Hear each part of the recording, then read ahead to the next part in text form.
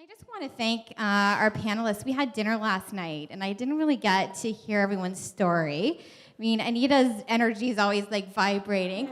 And Clarissa, I just wanted to say you've got such a cool story, and we have a lot in common. So we got to have a beer and talk about that at some point. But I just really thought your sharing was fantastic, and Jen, your passion was great. So who has our I'm going to start the very first question. And I would love, Clarissa, if you would answer this one for me. I want to ask you what you think is key in encouraging young women to pursue careers in STEM, in the STEM industries. Do you have a mic? Are you still buying? Yeah, okay. I have a mic. The key to encouraging women in STEM, and you know what, I really don't know, because, I mean, I can only speak to my own experience. And I had a unique experience growing up in a rural area that there just wasn't encouragement for anybody. And I think that's different now with the web, is you have more opportunity to learn about different careers beyond the people you actually know in your own community. And I really, I guess, haven't thought that much about this because I was never discouraged from that as a child. And I think I could have started out with a career in STEM if I had grown up in a place where there was the opportunity to meet people who worked in science or technology or things like that. So I'm really actually not sure. Sorry. Something to think about. Okay, who has our very first question for tonight? Okay, I'm coming for you. Come meet me halfway. Come, stretch your legs. Okay. Okay, what is your name and what do you do? My name is Marky, and I'm a front-end developer at Nascent Digital. Yeah. Clarissa made me think of this question, but anyone can really answer it. We haven't really talked tonight too much about the role of maybe motherhood, children, dependence. I'm at a stage in my life right now, I'm going to be 34. I've been married for a few years, but I just loved your story so much about spontaneity and changing cities, changing lives, changing career paths. That has been my life a lot. I've moved all over the country and I've done many careers. And I just feel that a lot of times maybe having dependence and feeling pressure from society to have children or be motherly can be sometimes overwhelming. So can you guys speak to that? That's a great question. Are any of you mamas, or any of you have any dependents at home? Hello? Yeah, I'm child-free. I kind of knew from a very young age that I had no real motherly bones in my body. And it was kind of something that, my mom at the beginning was like, and family were like, oh, you'll change your mind. You'll want to know. And I'm like, at 10, can we take my uterus out right now? I don't have any use for this thing. And now they get it. My brother has 2 beautiful children, and it's tough. Like, I thought after he had his kids, I'm like, oh my God, maybe this will turn the switch on. No, I realized even then, I'm like, I can't take care of kids. Like, I have enough problems dealing with my own business. And like, parents, holy cow, you guys are amazing. I don't know how you do it. It's such a hard job, and it really is hard trying to balance a career, especially in male-dominated industries like in STEM. People, they want you to be the mother to the freaking dev crew or whatever, and it's like, I don't have time to take care of you guys. I got my own stuff to do too, and you're adults here. Deal with your stuff. I'm not gonna get you coffee, or I'm not gonna clean up after you. And employers also look at women, if they don't already have kids coming into it, it's like, oh, how long are you gonna be here? Maybe we don't wanna hire you, and you have no idea whether that's the reason or not, because, like, let's face it, HR has a way of hiding things, and you have no way of any repercussions afterwards.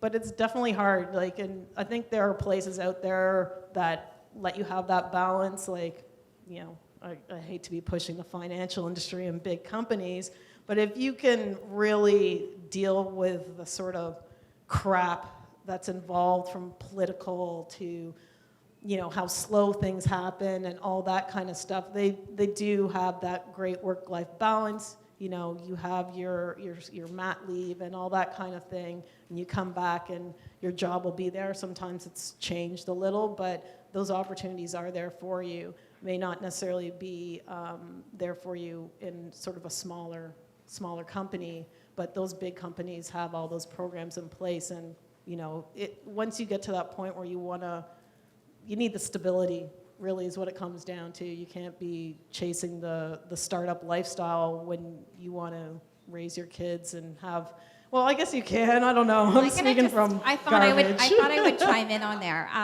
So I really am a firm believer that there's never a perfect time to start a family, there's never a perfect time to buy a house, and there's never a perfect time to start a business.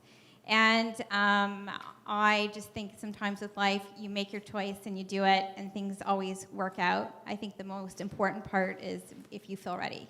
Yeah, I know it doesn't happen children, just for the record. Yeah. I just heard you guys talking, and it felt to me that you were very free, and like I have 2 cats, and that's Yeah, that's basically what I'm like too. I'm like, my cats are my babies. Awesome. And I love the freedom of it, but that's a choice I made, and I'm missing out on other things in life without having children that many people enjoy and have that experience that I'm okay with, to be honest. Nice. Okay, wonderful. We've got another question. What's your name and what do you do? My name is Melissa. I'm actually a recruiter with the Creative Group. So my question is, when you move around so much, how do you continue to make your career move forward rather than losing where you were?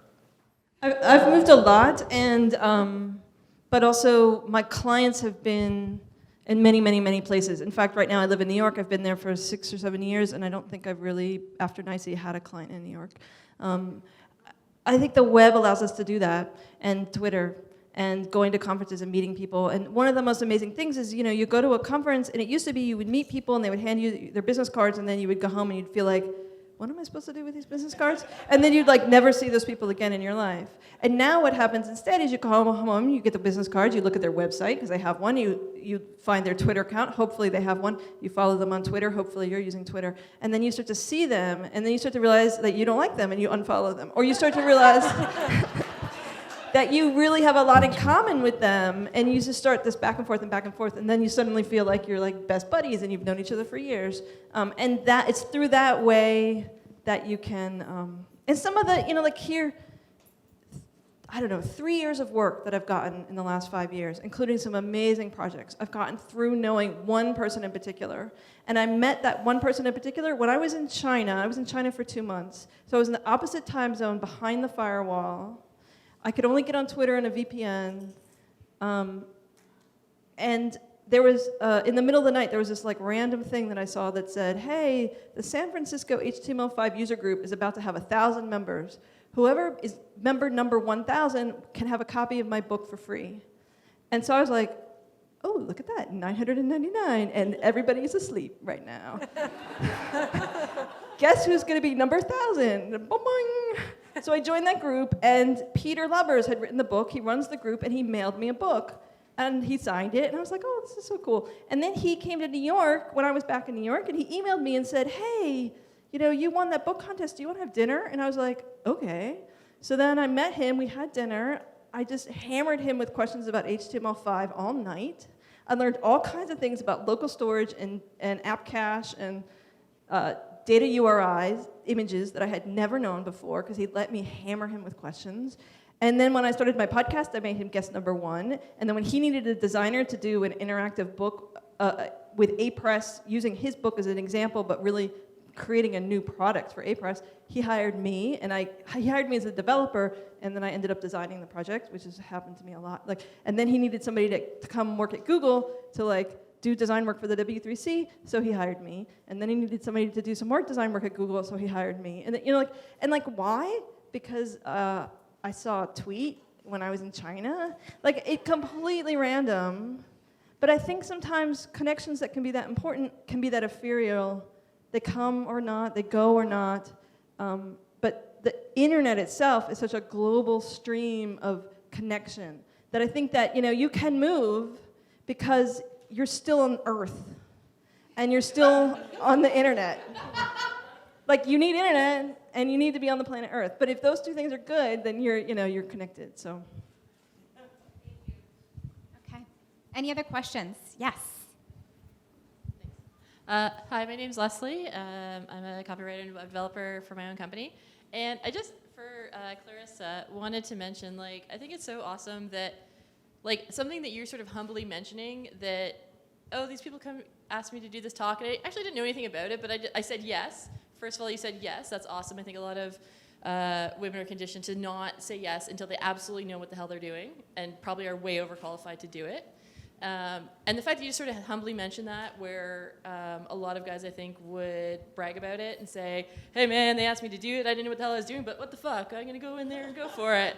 I think that's a concept that we need to get out there, more and more. And I guess just out of curiosity, was that something that you consciously had to develop in yourself, or is that something that just not having a lot of other options growing up was sort of well, all right, I'm just going to do this because I want to do something different than what's available?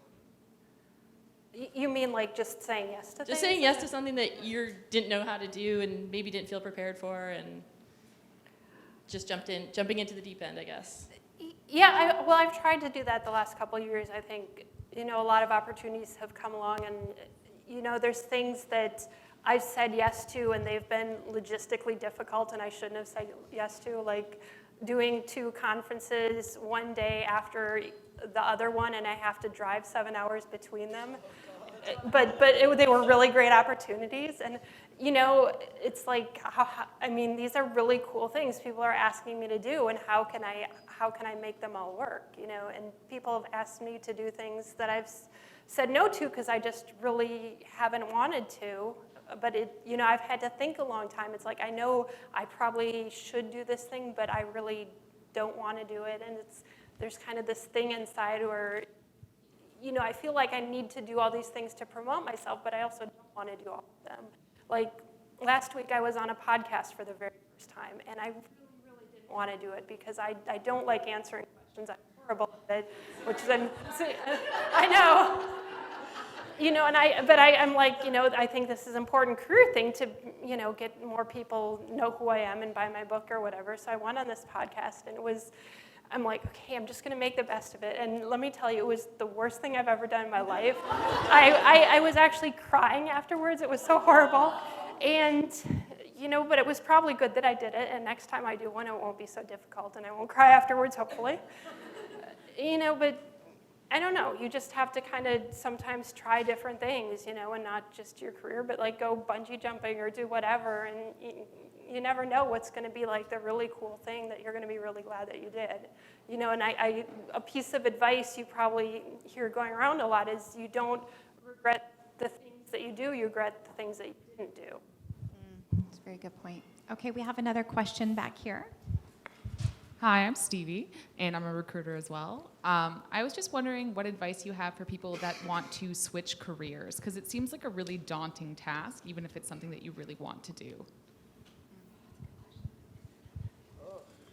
Network.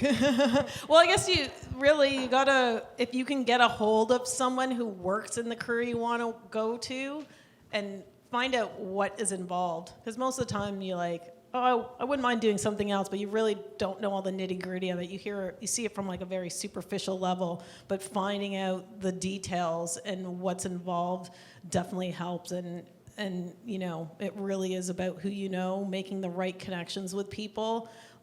Pretty much, except for my first job in QA, all my other 2 jobs, I've been at the bank for a while, have been through connections of people I know, and you get in that way. And they leave to another job, and sometimes you follow them or that kind of thing. But that happens a lot in tech for sure. Nice, thank you. Okay, we've got one question. This is going to probably be our question of the night. What's your name? My name's Adrian, and I work in growth and marketing at a tech company here in Toronto. My question for you is, as a woman, a small minority in my office, it's definitely important that we have men involved in achieving equality for women in STEM fields, and I'm wondering for any of you guys, do you have advice for men who are here supporting us tonight, our partners, our colleagues, anything that you can suggest to them that's helpful for, has been helpful for you in your careers, or just general advice?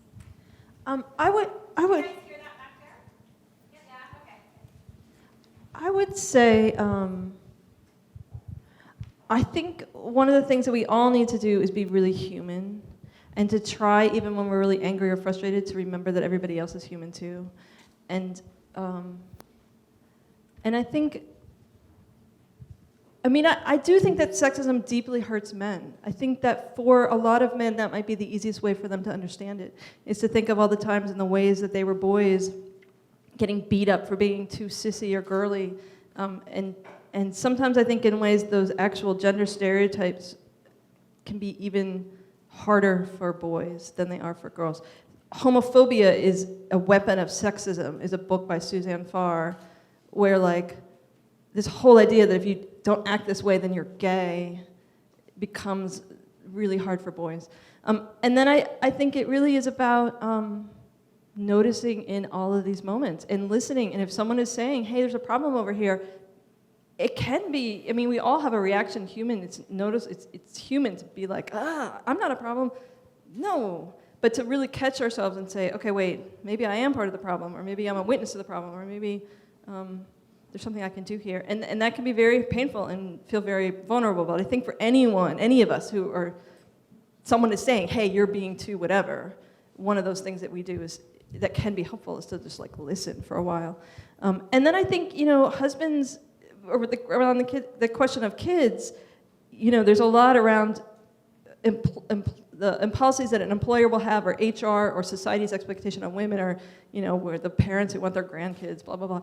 But a lot of it ends up being the spouse.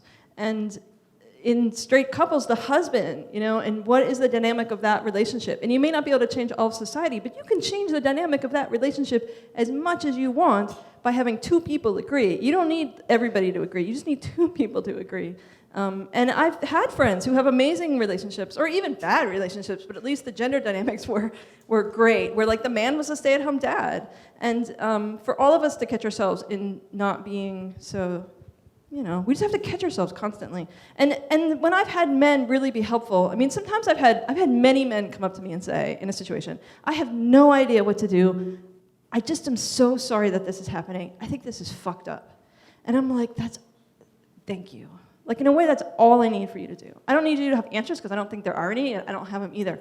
I just need you to, like, be on my side and to admit that this is really hard for everybody and this is bigger than all of us.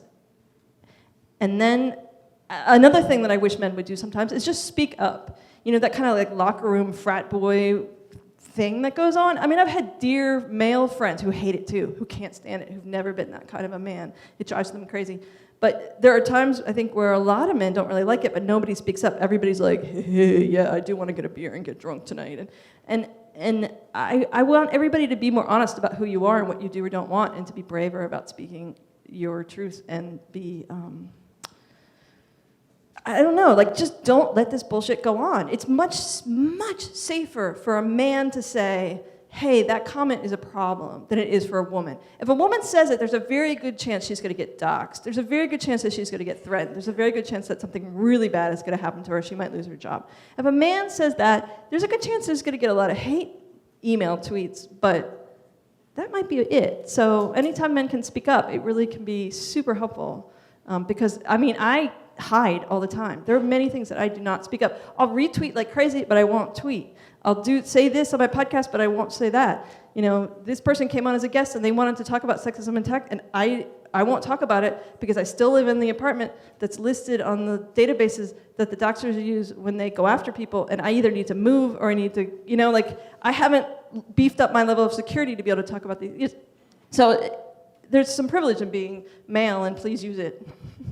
And then I have other ideas. I'm sure I could just list for hours, but those are some of the ones I can think of right now.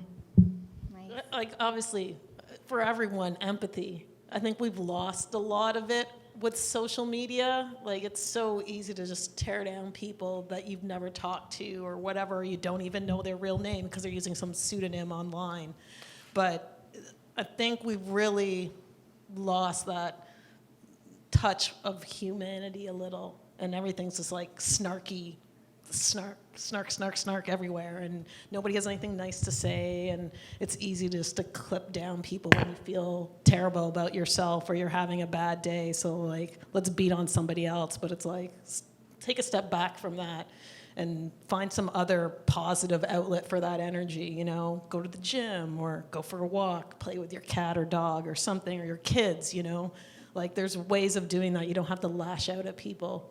And, you know, I don't know, I've just noticed that from when I started on Twitter, for example. In the beginning, it was like really small community, especially in Toronto. Like a lot of the DevTO people I started following back early then, and it just was a lot nicer. You know, everybody was like, oh, this is great, meeting new people. And then as the years have gone on and the platform has gotten bigger and more mainstream, it seems like it's really taken that snark, angry turn, and like, where to the point now where like last year I stayed off of Twitter for a lot because I just was sick of looking at negative all the time and being pissed off at everything all the time, that I had to step back from it and be like, I can't deal. I need to focus on the positive in my life and hang out with friends and not watch like anonymous people rant about things or take other people down.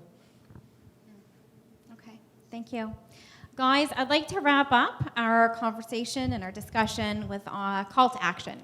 For everyone that has attended tonight, as a founding committee member of ADC's Let's Make the Industry 50/50 initiative, which aims to achieve equal participation for women and men at international award shows, board of directors, and event panelists and speaker lineups, I'm committed to finding ways, big and small, that encourage more women to participate as speakers, panelists, and directors with organizations. Last week, I was interviewed for an article for the Huffington Post written by Dana Steele, detailing 7 things women can do now to achieve 50/50 gender equality at work. I wanted to share this with you because the advice is simple and it's very easy to follow, and I want you to feel empowered to enact change in your own professional and personal lives. First, reach out to the women you know and offer help. Ask, how are you doing? What are you working on? How can I help? Then make sure you follow through in a timely manner. Second, connect women together who can help one another. You'll be amazed at what is created when 2 smart and capable people are put together. Third, mentor someone and have a mentor. Exchanging ideas and experiences along with support can be a very powerful thing. Fourth, let's end the gossip, the judgment, and the complaining. It's hard enough to trailblaze in industries dominated by men without having to worry about fellow women hurting us or holding us back. This leads us to the 5th point, seeing the praises of others. Make sure you're putting the spotlight where it's earned. And 6, it tells us to be kind and generous in our words and in our actions. And finally, number 7, encourage 100% participation. It is possible to achieve our 50/50 objectives if more people are willing to stand up and demand action now. Both women and men have the power to decide where you spend your money, which organizations they support, from events and associations to award shows and corporations, but they need to dig deeper to determine which are acting responsibly and ensuring equal representation. It's incumbent upon all of us to support organizations that are making those efforts, and we need to take a collaborative stance to create change. I want to thank the organizers, very committed team. I felt like a celebrity with all that Twitter action. Holy cow.